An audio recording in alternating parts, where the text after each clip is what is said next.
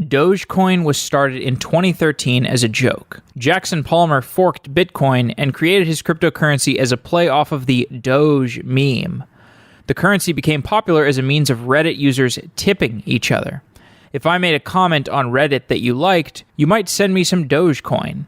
This use case allowed people to share the idea of Dogecoin virally, and Dogecoin became valuable, even though the currency did not have any technical properties that made it significantly better than Bitcoin. As Dogecoin became popular, an experienced internet scam artist took notice and started a Dogecoin exchange called Moolah. Moolah was used to steal money from its customers and investors, and the CEO was arrested. Jackson Palmer was not involved in this scheme, but it soured his feelings about Dogecoin and the entire Bitcoin space.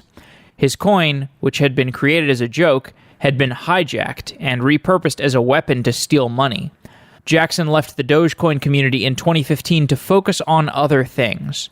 But as Bitcoin entered the mainstream conversation, Jackson has been pulled back into the world of cryptocurrency. Jackson's YouTube channel has over 20,000 subscribers who tune in to learn about consensus protocols, new tokens, and cryptocurrency news. In today's episode, Jackson and I discuss his experiences with Dogecoin and how that compares with the scams around low-quality ICOs that are pulling in retail investors today.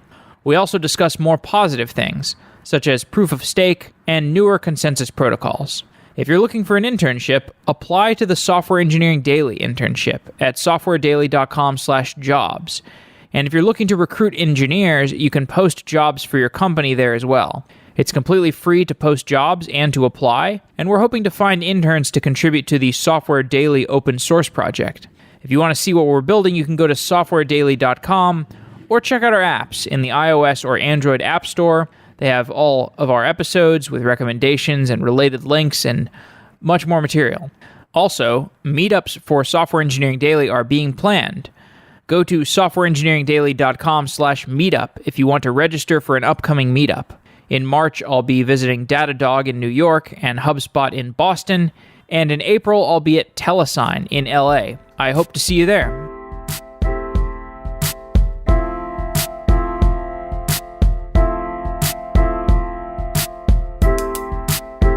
Software Engineering Daily is brought to you by Consensus.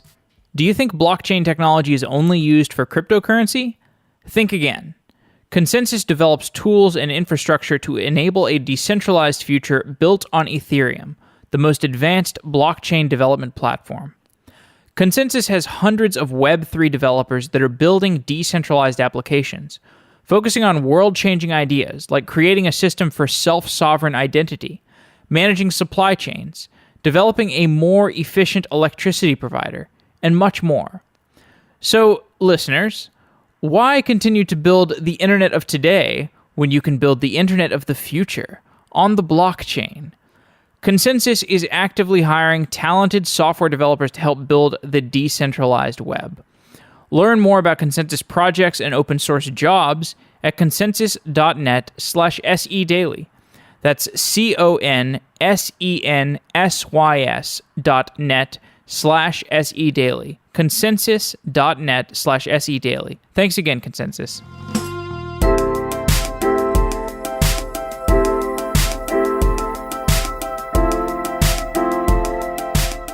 Jackson Palmer, you are the founder of Dogecoin. You're a product manager in the Bay Area. Welcome to Software Engineering Daily. Yeah, absolutely. Thanks for having me on, Jeff. You started Dogecoin 4 years ago, and it took off despite being started as a joke. Why did people buy Dogecoin? Yeah, it's funny. Like a lot of people ask me, in the early days, why do I think that it took off and had that virality that it did? And I think an often overlooked part of the equation was that people weren't actually buying it. I think early on, it was very easy to mine because it was using the S-script algorithm, which at that point in time was still easily mineable on home GPUs. So anybody with a gaming rig could kind of point their computer at it and mine some. And in addition to that, the most usage was happening on Reddit, actually, where a tip bot had been built by a community member called Doge Tip Bot. And through a simple comment, Doge Tip Bot tip this person 100 Dogecoin, you could send anybody on the platform, on Reddit, some Dogecoin, whether it was because of something they posted or a comment they made, without that user requiring a wallet that they had themselves. And so there was just this inbuilt virality there of kind of like pay it forward happening on Reddit. And I think that's really what made it as successful as it was, and not necessarily people going and buying it with their own money. That was actually novel technology at the time. It was, and I think it still is. I think there was a few years there where tip bots were extremely popular, and they seem to have kind of tapered off a little bit. There was even some startups in the space that tried to do tipping and have since kind of, I think they've kind of faded away mostly because of transaction fees on these networks getting too high for the stuff to work properly. But yeah, it was novel for 2013. What were the other non-Bitcoin cryptocurrencies in 2013? Yeah, so actually what kind of inspired the creation of Dogecoin was my interest in Litecoin and then subsequently Feathercoin. Feathercoin was a derivative of Litecoin itself, but it was based in the UK, and it was very community-driven and local community-driven, which I liked, and they had quite a passionate community of people involved. And so, when Dogecoin kind of extended beyond the joke, that's kind of where I was drawing any inspiration from. People who start learning about cryptocurrencies, especially today, they often talk about going down the rabbit hole, which is a term that describes getting so infatuated with the technology that you stop doing anything except reading about cryptocurrencies and consuming information about it. How intrigued were you by it in 2013? Did you go down the rabbit hole, or was this just a part-time fascination? Yeah, that's a good question. I initially didn't go down the rabbit hole because I was skeptical of all this stuff. Dogecoin, when I tweeted, I'm going to invest in Dogecoin, it's the next big thing. That was a joke, and it was very obviously a jab at the kind of flurry of alternatives to Bitcoin that were hitting the market. And so I didn't want to go down the rabbit hole because I had seen people do that. And the interesting thing about that analogy of going down the rabbit hole is I think a lot of the kind of addiction, if you will, is driven by speculative trading and the price rather than an actual infatuation with the technology. And so I didn't want to, become a crazed kind of day trader overnight. And so I tried to avoid it. But as I got more and more involved in Dogecoin early on and eventually took on core development for it, I obviously needed to kind of go down that rabbit hole from a technology standpoint and understand how Bitcoin and its source code works. In 2015, you left the Dogecoin community, and this was when there were scams and thefts associated with the currency. And today, in 2018, there are many more scams and thefts involved in many more currencies. Did you realize then that what you were seeing with Dogecoin was just a small preview of what was to come in terms of all this scamming? No, I absolutely couldn't have predicted that it would kind of grow to the level it has now. I saw Dogecoin as kind of like the pinnacle of mania back then. And as it, I left in 2015 after, the whole industry had been hit by a lot of scams and consumer adoption was reaching a low and interest was kind of dwindling from venture funds. And I was like, I think this party's over. I really did not anticipate the resurgence that has kind of happened. I think there are definitely parallels though. And so I think Dogecoin as a historical kind of case study is very important and useful as kind of a mirror to shine back on what's happening right now. That historical importance, one way to describe that is, as far as I can tell, it seems like Dogecoin was the first coin to get hijacked, where someone from outside of the core team took advantage of the currency and the currency's community. Correct. Okay, so you agree. Good. So this has happened more recently with pumping and dumping of all kinds of currencies. So you could start a currency and not have a conspiracy around it, and maybe a pump and dump group just takes it on and pump and dumps it for you, and you don't even have to be explicitly complicit. Like, it looks like this might have happened with XRP, for example. Is there a way to prevent that? If you start a currency, is there a way to prevent somebody from hijacking your currency and pumping and dumping it? Yeah, not really. I think it's the virtue of A, it being open source, and B, it being a currency, or trying to be a currency. I think that the interesting thing with Bitcoin and all of its derivatives are that they're really the first open source projects which have financial incentives built in, right? Which I think for an engineer is a very interesting kind of problem, because if you look at previously successful open source protocols, such as BitTorrent, Tor, or even something like the Linux Foundation and Linux kernel, none of these open source projects had a financial element baked in. And so the incentives were ultimately just kind of, let's build good software, and if people like it, then it'll become popular. With cryptocurrency, there is like an inherent value obviously associated with that code, and because it is open, there's nothing stopping anybody coming in and co-opting the community around that. And obviously it's way easier to co-opt a community when you don't have to even fork it and write better code. You can simply pay that community or hype that community up around speculative price increases. So in this community, there are these people who they start a project and it's like, we're going to decentralize X and it's going to be beautiful, and the internet is the way that governance should happen, and we shouldn't have any like traditional governments and whatnot. And they do an ICO and they make a ton of money. And I mean, when I've talked to some of these people, there seems to be a conflict where I think they know deep down that the reason people are buying their ICO is not because of the fundamental value, the fundamental promise of their decentralized utopia. It's more the speculative nature of it.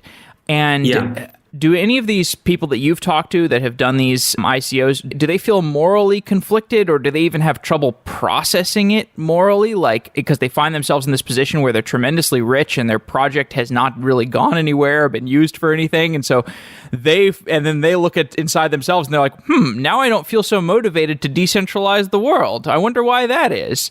Yeah, I think these people exist in almost a state of blissful ignorance. I think it takes a certain type of person and personality to kind of be able to kind of maintain that facade.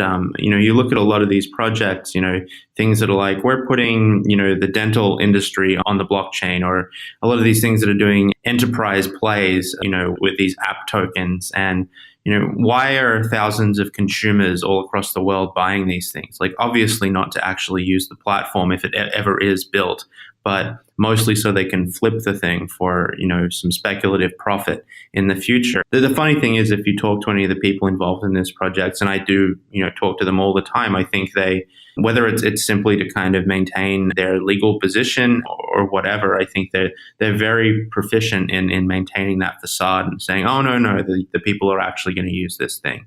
It's very strange. And I think it is a conflict of interest, because the developers who find themselves in this position, well, that's if they even are developers. When they find themselves in this position of having a whole lot of money, they tend to focus on maintaining that wealth rather than actually switching into developing the software. I think what's even worse is we've seen a pattern of teams doing this whole thing with the ICO, but then only after raising that money, then going and hiring developers, which I think is, obviously the wrong way to approach this kind of stuff. Yes, indeed. And there are so many opportunities for people with notoriety to help with the pump, like you see with John McAfee or Paris Hilton. Have you been tempted at all? Because I'm sure you have the opportunity to do that. If you wanted to, you could do it. But it seems like you have resisted that temptation thus far. Yeah, absolutely. I've definitely tried to resist that. And, I kind of believe in maintaining your own integrity as a person, because when all this is said and done, you're still going to have your reputation to bank on, right? So I've obviously been solicited by a lot of these ICOs. They send me an email. They say, hey, we'll pay you all these tokens if you'll do a video, or if you'll tweet about us, or if you'll, and I just cut them off right there and don't want to be involved, because I don't want to be seen as a promoter of what might be deemed an illegal security in the future. But also, I just don't see a lot of merit in most of the technology being kind of marketed or promoted right now. If there is any technology, a lot of this stuff is very shallow. You go to their website and their white paper has been, written by somebody who's obviously a non-academic, obviously somebody who's maybe, done some online marketing in the past, and there's just not a lot of substance. I think it's very rare. And so I keep out of that and I try to, just remain objective and call things out based on their actual merit if I see it, which is rare, rather than ever considering taking, promotional money. Yeah, or the white paper is just completely plagiarized. So when you left in 2015, when you left the Dogecoin community, that was around the time Ethereum was coming out. Mm-hmm. Did you pay close attention to Ethereum at the time, or had you relegated cryptocurrencies entirely to some small margin of your attention? Yeah, I'd been during 2014 going to a lot of events and being around people like Vitalik a lot. And to be frank, I thought it was vaporware. I didn't think that this thing would actually kind of ship. And this was prior to them doing that makes two of us. Yeah, well, this was prior to them doing the crowd sale, right? And I think I had a bunch of friends here in San Francisco who, we were sitting around. They're like, "Oh, we're putting some money, a Bitcoin, into the Ethereum token sale or crowd sale." I was like, "Oh, that's never going to launch." What I didn't anticipate was that they would take the bulk of that crowd sale and just like spin up multiple engineering teams just to like throw at the wall and see what sticks, right? And that's eventually how Ethereum got launched. Is they placed a lot of bets with multiple engineering teams and they released the one working client or the best working client. And I have to give them credit for actually shipping something because I just didn't see it happening. And, obviously it stings a little bit when I see these friends that I was sitting around with now who are like multimillionaires because of that decision. But at the same time, I think what they did ship with Ethereum is very much a beta product, if that. And I think we're already starting to see some of the issues with the scaling, but just the fact that, Ethereum's had to kind of fast follow with these much more complex protocols like Casper and Plasma, I think speaks to the complexity of the problem and how the initial build may not be sufficient for scaling to where it needs to be.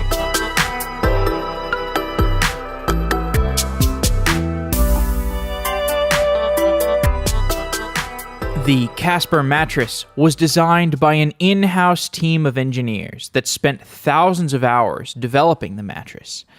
And as a software engineer, you know what kind of development and dedication it takes to build a great product. The result is an exceptional product. When you put in the amount of work and effort that went into the Casper mattress, you get something that you'd use and recommend to your friends. And you deserve an exceptional night's rest yourself so that you can continue building great software. Casper combines supportive memory foams for a sleep surface that's got just the right sink and just the right bounce. Plus, its breathable design sleeps cool to help you regulate your temperature through the night. Stay cool, people. Stay cool. And buying a Casper mattress is completely risk-free. Casper offers free delivery and free returns with a 100-night home trial. If you don't love it, they'll pick it up and give you a full refund. Like many of the software services that we have covered on Software Engineering Daily, they are great with refunds. Casper understands the importance of truly sleeping on a mattress before you commit, especially considering that you're going to spend a third of your life on that mattress. Amazon and Google reviews consistently rank Casper as a favorite mattress, so try it out. Get a good night's rest and upvote it yourself today. As a special offer to Software Engineering Daily listeners, get $50 towards select mattress purchases by visiting casper.com/SEDaily and using the code SEDaily at checkout. You'll get the select mattress purchases if you go to casper.com/SEDaily and enter the code SEDaily at checkout. Thank you, Casper.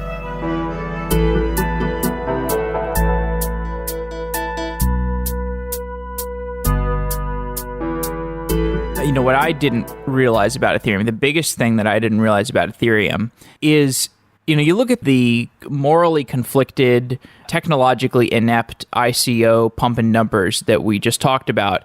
If you were to create the complete opposite of that type of person, that would be Vitalik. True. And Vitalik is just this guy who's just brilliant, and he seems to have a very clear and kind moral compass, and his pace of work has never slowed down throughout any of this. And it almost seems like he was prepared to rise to the occasion, which is just almost incredible. Like, I have no idea how that guy manages his life. He lives a crazy life, but the project moves forward, and he seems like he's present, and he seems like he's calm all the time. It's just like, you could not imagine a better leader of this type of project. And that's when I compare that to other projects I've seen, it's just like nothing even comes close to the leadership quality. That was probably hard to recognize at the time. Or I don't know, it sounds like you met him in 2014, so maybe you saw the light.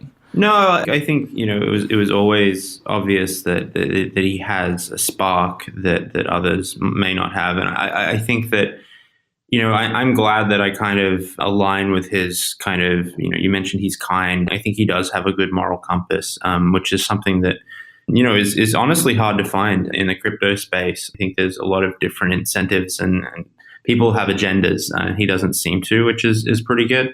I think the challenge is going to be kind of like shiny object syndrome with him and that team. And I think there's obviously a lot of good developers working on it, but I think what they need to make sure happens is that the core protocol itself gets a lot of love before they move on to something else. And underneath all of that, I'm a product manager, and so I tend to come from these things as, before I come up with a solution, let's talk about the user problem that's being solved. And I think that's still a huge issue with Ethereum, in that outside of ICOs and CryptoKitties, which I would say is just another form of ICO in a way. It's very linked to speculation.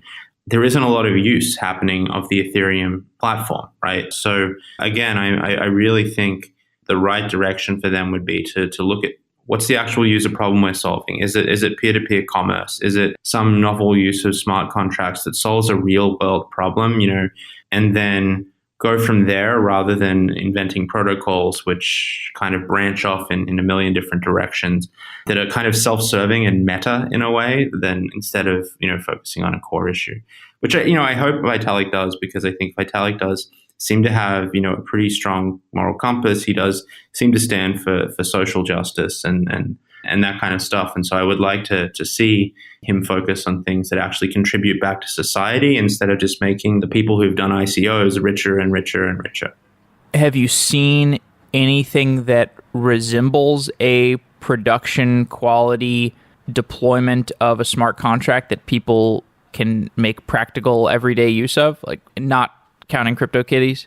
No, I haven't. I honestly haven't. I think a lot of these things are solutions, either solutions in search of a problem, which is what often the protocols are, or in the case of these businesses that are spinning up around smart contracts, they seem to be shoehorning the idea of decentralization into an existing market that might not need it. And so I think it's very important when somebody says, hey, we need to do Airbnb on the blockchain, or Uber on the blockchain. I think it's always good to go and look at the product like Uber or Airbnb and say, are they really having a problem that requires like immutable, censorship resistant, database technology essentially, or execution of arbitrary code? And my opinion tends to lean towards no there. I think that people have they're kind of bandwagoning right now with a lot of this stuff. And yeah, it's kind of slippery slope. And I think we're in kind of like peak mania right now with people saying it's blockchain for X. After you stepped away and unplugged from the blockchain community, what brought you back? So, when I stepped away in 2015, through 2015 and 2016, I was still working on kind of decentralized technology and tech in general. I released a few open source side projects and was focusing pretty heavily on how we decentralize social media, which I still think is an important thing, not in terms of, full decentralization, but just from a data sovereignty and owning your own identity kind of landscape, I think still important. So I was doing that for a lot of 2015 and 2016 in my spare time, and even released this kind of prototype of a social network. And then I got really into this other open source project called Mastodon, which is a federated social network platform. In early 2017, obviously I was still keeping my ears kind of to the ground with the space, but what actually triggered it is that when the Ethereum price kind of, spiked, overnight or over the space of a few weeks. I was in an Uber here in San Francisco, rideshare, and one of the drivers was talking about Ethereum. And I was like, the fact that it had kind of started weaving its way into like everyday conversations kind of pricked my ears up. And I honestly got flashbacks to 2013 and 2014 when the whole Dogecoin craze was happening. I was like, oh, it's happening again. But who knows at what scale? So that's what kind of brought me back in. And I came back and I didn't have any intention of starting any new project, but more just taking my experiences and helping share knowledge about those experiences and come at this stuff from a viewpoint of, hey, like this, we've seen this kind of stuff before. Here's how you can kind of protect yourself, and here's what you should be focusing on. So yeah, I started doing my YouTube channel, which is really focused on educational materials and deep dives into the technology, because I don't think there's enough people doing that. I think most of the media outlets and most of the YouTube channels you'll watch will be focusing on, what coin's going to pump in the next week. Indeed. And I have found your YouTube material pretty helpful. What piece of advice do you find yourself giving most frequently to people who want to invest in this space? Yeah, I think honestly, the biggest investment you can make is in yourself in terms of getting into this space. And what I mean by that is, rather than investing money, I think the best investment you can make is to go and educate yourself about how this stuff works and how, potential applications of it. Because the people that are really going to succeed in the long term, right? I think bubbles come and go, right? And I have no qualms in saying we're in a bubble right now. I think the people that are successful are the people that build legitimate businesses and products on top of underlying novel technologies, right? And so the people that are going to still be standing in the next 5 to 10 years are the people who have done the research and done their homework over the next, 12 to 18 months, and then started working on businesses and products that actually solve a real world user problem with the technology that blockchain and decentralization offers, rather than the people that just, pour a whole bunch of money into it. Sure, those people might make money. And I should preface that this isn't financial advice, obviously. Contact an actual financial advisor. But I just think, the long play in this space is understanding the technology, so that if you're an engineer in 12 months, when you're working on your next product, you might think, there's actually a way that this new technology can help us get to market faster or in a unique way.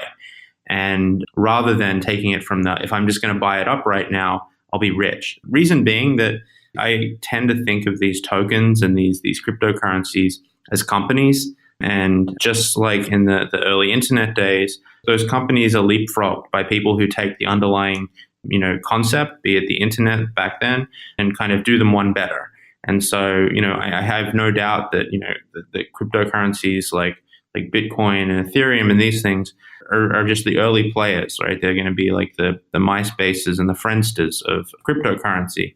And because it's all open source, and because there's nothing that makes this technology different from other technology, regardless of how hard it is to understand. Like, I think that's important for engineers to understand. This is not magical voodoo magic. This is just technology.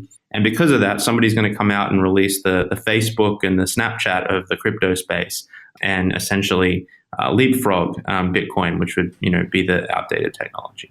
I totally agree with everything you said. And just to start with, the aspect of this just being yet another technology in computer science, if you study computer science, you study software engineering outside of the university, regardless, you learn about back end, you learn about front end, you learn about databases, you learn about RESTful systems. And what's intimidating about Bitcoin or other cryptocurrencies is that it's this whole other stack, and you go over there and you're like, oh my God, it's like almost none of certain computer science fundamentals certainly translate, but you're very much in a blue ocean and you're without a boat, and you really have to assemble your boat. And that takes some intellectual effort. I'm still having trouble with it. There's still so much that I really have trouble grasping. And I know that I basically do this full time. I just get to interview people and study this stuff as much as I want. And it's still really hard for me. And so I think I completely agree that investing in the knowledge is the right way to go about it. And I would also add that that's hard to do, but it's also worth doing. And it's going to be valuable even over a 5 to 10 year time horizon because it's a collection of fundamental breakthroughs. Why don't you put a finer point on that? What is the fundamental breakthrough? Because there are these people who are just like, oh, it's a fad, it's a bubble, like even very smart engineers. Like I was talking to somebody at KubeCon, somebody who's like a Kubernetes core contributor, and he's just like, oh, it's just a fad. I'm like, no. So like this is like core important technology, and they just don't get it. What would you say to those people? Yeah, I think it's not a matter of not getting it. I think what's happening here is a good kind of similarity, I would say, is with machine learning and AI, right? Like, I think that if you look at blockchain, well, let's start with AI. If you look at AI and neural networks and all of this stuff that's kind of also having, kind of a gold rush right now in computer science, these are not new concepts. These are neural nets have been around for many, many years. The technology and underlying principles that make up technologies such as TensorFlow and other machine learning platforms are concepts that, there's a lot of prior art. And all that solutions like TensorFlow and any of these other machine learning frameworks provide is a way of bundling that to get those concepts together in a simpler to use framework and, providing some example use cases, right? If it's image classification or if it's, NLP or something like that. Now, I think blockchain, you can draw a direct similarity to, in that blockchain isn't, a completely new technology either. Blockchain is based on a lot of cryptographic fundamentals that have been around for 20, 30, if not 40 years. All that Bitcoin did was, just like TensorFlow, it brought that stuff together in a framework. It brought, multiple disparate concepts such as hashing, proof of work, distributed consensus together in a way that it was represented and tangible, right? It provided a framework for how to use those concepts together to achieve a use case, which was peer-to-peer cash, right? So I think people should attack it from that standpoint. And I think if you think about it that way, it becomes a lot less daunting as a thing because it's not just something that popped up on the scene yesterday and all of a sudden, you're redundant as an engineer because you don't understand it. No. I think it's a skill that you can learn and, just like machine learning, it's learnable. But don't think that it's something that is, impossible to ever understand. And to take your other point about the Uber driver, I have had several conversations with Uber drivers about their decentralization project or their Bitcoin investment. And I think this is the modern equivalent of the shoe shiner. You're not supposed to invest when your shoe shiner is talking about, this was something that they used to say in the wake of the 1920s market crash. You don't invest when your shoe shiner is talking about a stock because that means that there's no secret information left. Like it's made it to the shoe shiners. Exactly. The market is fully valued or overvalued. And you captured this in an article that you wrote called "My Joke Cryptocurrency Hit $2 Billion and Something is Very Wrong." This was something you wrote a few months ago. I thought you captured the moment quite well in that article. And this was just before the recent precipitous drop that probably was not the bottom. But what were you trying to capture in that article? Yeah, I was trying to capture definitely this kind of hyperbole that exists around blockchain and the subsequent kind of speculation and money coming in that has resulted from it. I think that back in 2013, even though there was a mania going on, I think a larger number of people in this space wanted to understand the underlying technology, and they had a vision. They were trying to solve particular use cases. And back then, it's also important to remember that, things like Venmo and Apple Pay, they just didn't exist or they weren't as accessible as they are now. And so solving, peer-to-peer payments was actually a really, a ripe market ready for disruption back in 2013. I think over the years, the whole notion of blockchain has kind of gotten swept up in this marketing pitch almost. People say blockchain, everybody's like, ooh, I don't understand it, but it's this magical thing, right? Only geniuses get it. And as a result, I think everybody's spending their time focusing on the markets rather than focusing on the actual underlying technology and whether it it solves a problem. Like, I think Bitcoin had a really strong chance of solving the problem back then. I think now the switching cost is a lot higher for end users because they have solutions like Venmo and Apple Pay, which are extremely low friction. And, why would I go and use something that's more expensive and slower, right? So I think the shift in focus over to these hyperbolic kind of statements about how blockchains, like the creation of the internet in terms of its importance in technological advancement, or, it's going to change the way we do everything. I think these hyperbolic statements only serve to pump the market up further, which is going to detract from and distract everybody from actually discovering real use cases of this stuff. And when that bubble ultimately bursts, my concern is that people will just say, oh, well, that thing was just, there was no substance to that, and they'll move on. And I think ultimately that could do damage to the industry, right? And so, again, what I'm trying to talk about is I think that developers need to spend more time developing and less time being day traders. Indeed. Well, let's talk about some of the projects that you've covered in your YouTube channel and the other things you're excited about. What are the projects that you're most excited about? What are the interesting technical breakthroughs that are at top of mind right now? Yeah, absolutely. For me, the things that are most interesting are, again, the things that hark back to that initial value prop of providing peer-to-peer cash network. I think we never really nailed that. And so I don't see why we're moving, we're kind of like racing 1,000 miles ahead of ourselves. And so technologies such as there's a protocol called the Spectre protocol. There's a subsequent implementation or plan for implementation of that called Phantom. This is from a team out of Israel, and it basically takes the Bitcoin blockchain model but scales it using directed acyclic graphs to basically allow parallel mining of blockchains, which is very cool. So I'm really interested in these technologies that take the existing model and evolve it to something where we could actually maybe see a version of Bitcoin that is, fast and cheap to use and can run on people's phones. Another one that I think is important to look at is a recent proposal called Mimblewimble. There's an implementation on GitHub called Grin. Again, a similar thing where it takes Bitcoin and it scales it using some pretty novel cryptographic work.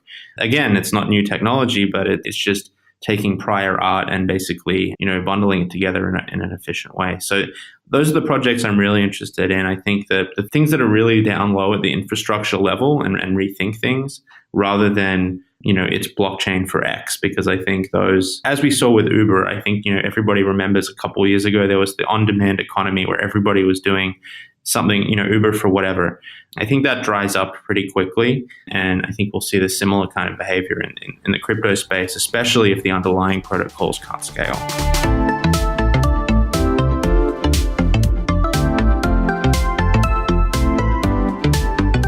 When you're building an application, you need it to be fast, secure, and always evolving. With Kubernetes Engine on Google Cloud Platform, developers can deploy fully managed, containerized apps quickly and easily. Google has been running production workloads in containers for over 15 years. Google builds the best of what they learn into Kubernetes, which is the industry-leading open-source container orchestrator. Kubernetes Engine combines automatic scaling, updates, and reliable self-healing infrastructure with open-source flexibility to cut down development cycles and speed up time to market. To learn more about Kubernetes Engine, visit g.co/getgke. That's g.co/getgke, g.co/getgke. Thanks to Google Cloud for sponsoring Software Engineering Daily.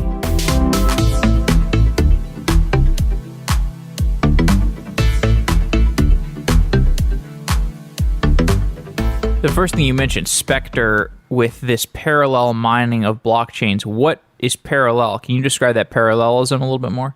Yeah, absolutely. So when Bitcoin is being mined currently, a block is mined every 10 minutes, which basically means every 10 minutes, all the miners in the network, they grab a bunch of transactions, they bundle them up, and then the one that produces the most proof of work, that has the highest hash rate, and solves a mathematical problem basically the quickest, gets the kind of privilege of writing to that block for 10 minutes. What that means is that there's just a huge bottleneck in Bitcoin in that this block, which is limited currently to 1 megabyte in size, can only be written every 10 minutes and by one person. So, Spectre and Phantom basically take that and say, instead of being this synchronous kind of, just one block after the other chain, we could instead have a network that uses something called a directed acyclic graph, which actually has multiple branches and nodes that you basically have multiple miners committing blocks at the same time, and eventually they're consolidated back into history, and it all remains, immutable and cryptographically verified. So by doing that, you essentially remove that blockage, and instead of just, one 1 megabyte block being mined every 10 minutes, you could have 3, or you could, decrease that time to 1 minute, and you could have 10 blocks being written every 1 minute by multiple miners out there. So yeah, I think it's a really interesting technology. Okay, so is that like you've got the mempool of the transactions that have not been confirmed, and the different miners, they're assembling blocks from that mempool, and because of the way that that's done in Bitcoin, there's a lot of duplicated effort. There's a lot of essentially wasted effort, and if you were to separate the mempool into disjoint sets of transactions, then you would not have that kind of wasted effort and you would have higher total throughput. Exactly, yeah. It basically distributes the kind of load, the network load, in a way that doesn't compromise consensus. But you have to admit, that adds a degree of complexity.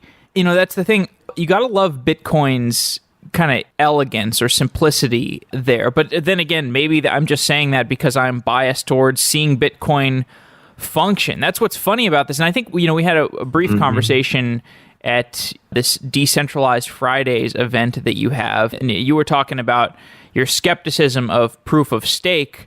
And I think if I understood correctly, your skepticism stemmed from the fact that it's unproven, or maybe you could talk about just like why you're skeptical of proof of stake, because I see this as like a slightly more complex, unproven consensus mechanism. Yeah. Also, the problem that all of these consensus mechanisms or trust models are trying to solve is the notion that it has to be costly for somebody to lie, or it has to be costly for somebody to try and attack the network. And if so, you have the right incentive structure in place to minimize attacks, right? And Bitcoin does this by essentially saying the person with the most hashing power in the network wins, and they get to mine a block every 10 minutes. And proof of work is a pretty battle-tested way of solving this.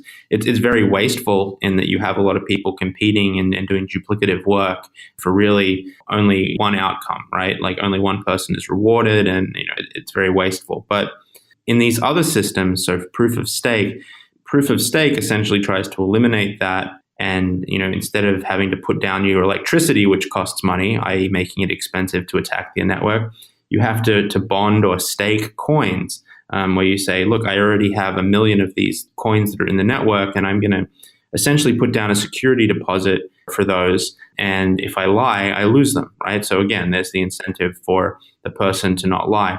I think that the challenge with that, there's a couple of challenges. The challenge with that is coming up with a cryptonomic system that can't be gamed.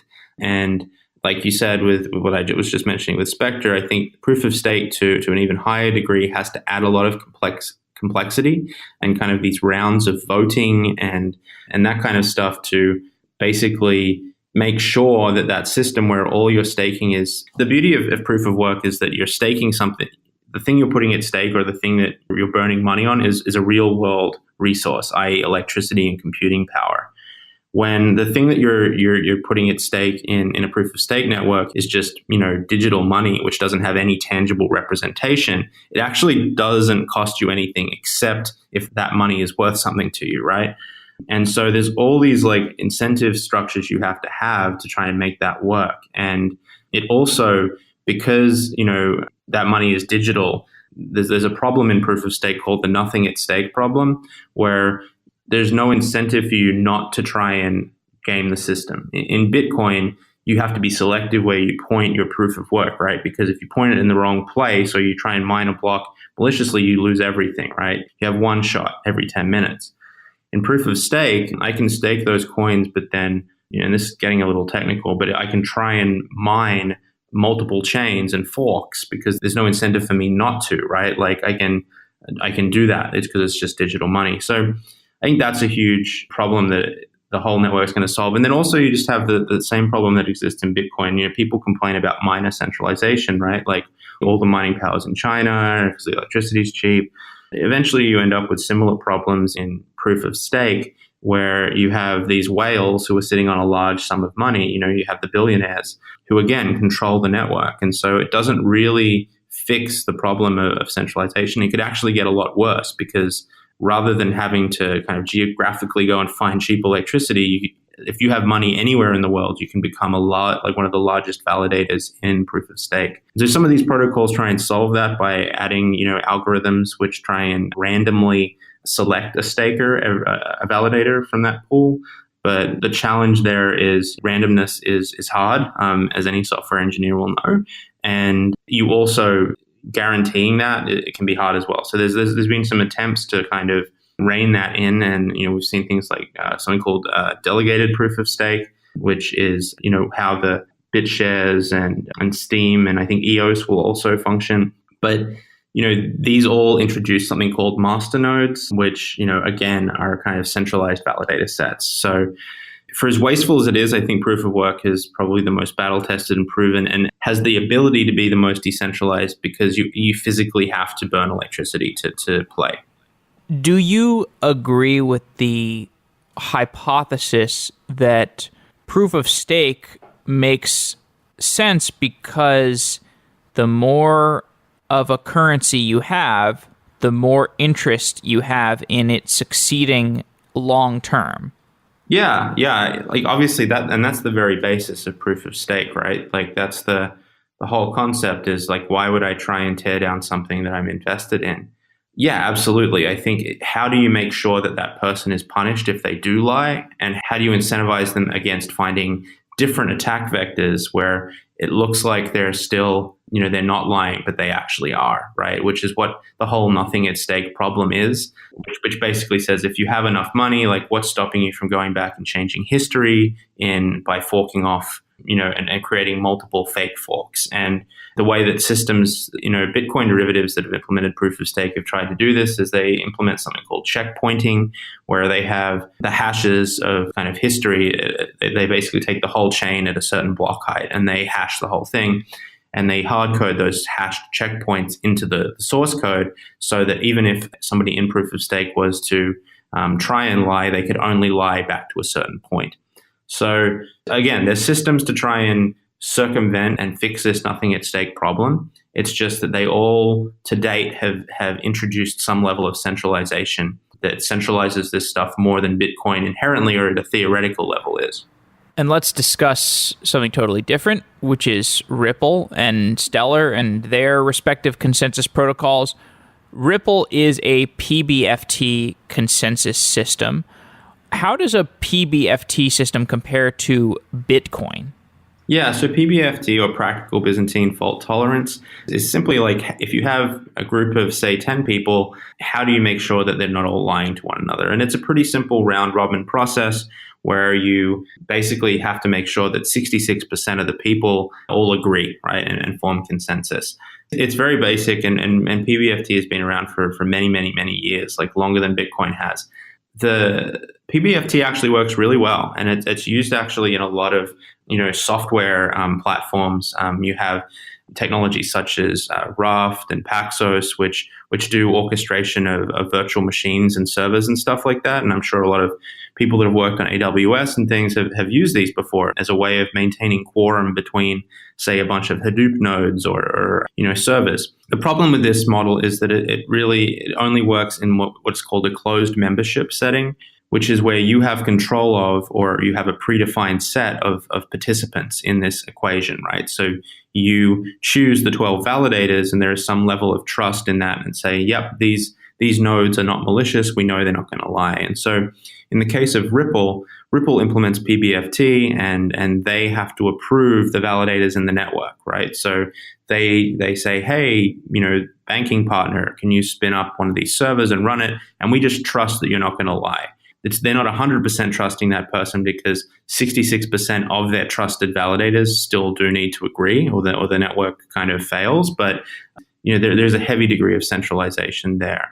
Stellar is a little bit different, and it implements something called federated Byzantine agreement, which essentially takes the same model. And it's important to note that Jed McCaleb, he founded Ripple, but then he also founded Stellar. But they brought in a research scientist, David Maziaris, I think his name is, who wrote the Stellar Consensus Protocol. It takes PBFT and it basically federates the membership model to a point where the network itself kind of decides who the validator set is. And there's quorum about that as well. So I'm actually a huge fan of Stellar, and I think that it's a very interesting compromise and solution to this problem. Although, once again, you have the complexity trade-off.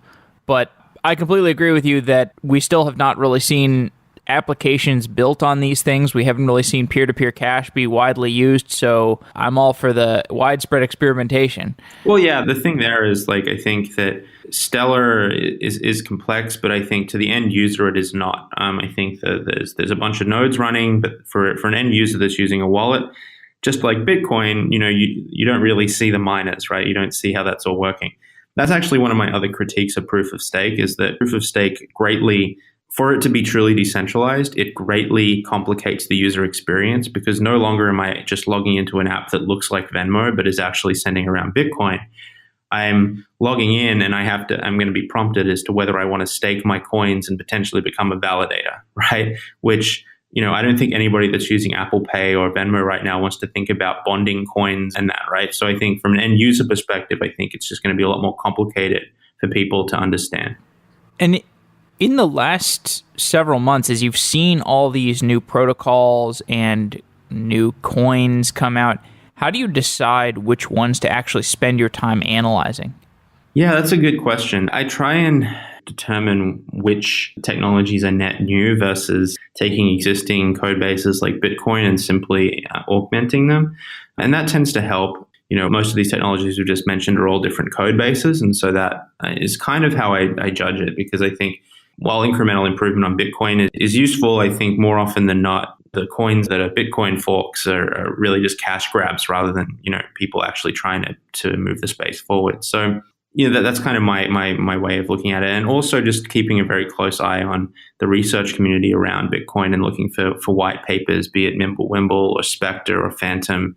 I think there's a lot of good work there happening. Again, it's all academic. It hasn't actually been released yet. But, if you kind of want to nerd out on it, I think that's the stuff that I kind of gravitate towards, rather than, whatever the latest ICO is that's being marketed to me on Instagram and Facebook and everywhere I go. As we wrap up, the thing that I think people are waiting to see if the other shoe is going to drop on is Tether, or I guess that's one of the things right now. But basically, Tether, this purported stable coin that has not been able to prove that it has a dollar backing each unit of Tether cryptocurrency, or I shouldn't say cryptocurrency, Tether currency. It's not even really technically a cryptocurrency, right? It's just a currency. Well, Tether it does have a cryptographic protocol called Omni, which operates on top of Bitcoin. So it's a crypto token. You can think of Omni as similar to Ethereum, but built on top of Bitcoin. And so, yeah, it's kind of like an ERC20 token in a way. Is there a rational explanation for Tether's resistance to auditing? No, there's no rational explanation, right? I think if you come at this stuff from kind of like Occam's razor, and where the simplest explanation is often the right one, I think when you're in that industry, in that financial industry, and you're not providing audits, it's pretty obvious that you're trying to hide something. And I think some of the statements that have come out around them kind of breaking ties with Friedman, who was their attorneys who were doing the audit previously. The statement said that things were going too slow and they were being too thorough with the audit. I think if you close ties with your auditor because they're being too thorough, then that obviously speaks volumes as to where things are at. So I don't know. I've commented a lot on Tether in the last couple months, but it hasn't gone and self-imploded yet, and maybe it never will, right? Until the game is up. Maybe Tether won't fail until the rest of the space sees a huge market correction, but. I think there's a lot of red flags, but, there's no hard evidence, which is the tricky bit. Yeah, it could be like the Herbalife of cryptocurrencies. That's a really good analogy. Yeah, I think it's hard to get any actual hard evidence on them. Okay, Jackson, it's been great talking to you. I really appreciate you coming on the show. Yeah, thanks, Jeff. Thanks for having me on. I really liked it. If you are building a product for software engineers or you are hiring software engineers, Software Engineering Daily is accepting sponsorships for 2018. Send me an email, jeff@softwareengineeringdaily.com if you're interested. With 23,000 people listening Monday through Friday and the content being fairly selective for a technical listener, Software Engineering Daily is a great way to reach top engineers. And I know that the listeners of Software Engineering Daily are great engineers because I talk to them all the time. I hear from CTOs, CEOs, directors of engineering who listen to the show regularly. I also hear about many newer, hungry software engineers who are looking to level up quickly and prove themselves. And to find out more about sponsoring the show, you can send me an email or tell your marketing director to send me an email, jeff@softwareengineeringdaily.com. And if you're a listener to the show, thank you so much for supporting it through your audienceship. That is quite enough, but if you're interested in taking your support of the show to the next level, then look at sponsoring the show through your company. So send me an email, jeff@softwareengineeringdaily.com. Thank you. Wow.